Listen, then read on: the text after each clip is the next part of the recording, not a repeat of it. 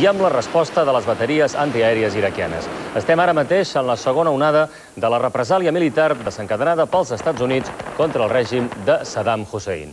Aquest atac ja fa hores que dura i participen avions nord-americans i també britànics. Es tracta d'una acció militar de gran envergadura, segons ens Sílviu, per tant, atemorida, amb aquesta música sinistra, música de fons, de sirenes i de bombes.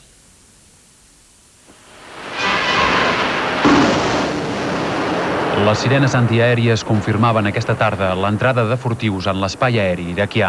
Els habitants de la capital es preparen per passar una altra nit llarga, marcada per les detonacions de les bateries antiaèries i els senyals d'emergència.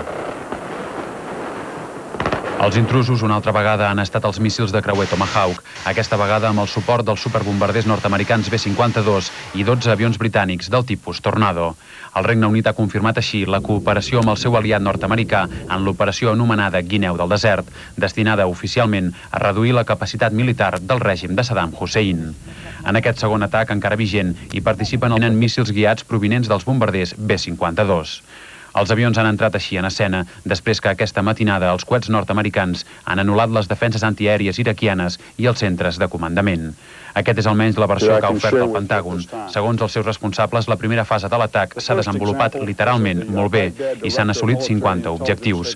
Unitats de la Guàrdia Republicana, el cos d'èlit de l'exèrcit iraquià, dipòsits d'artilleria i diversos edificis oficials.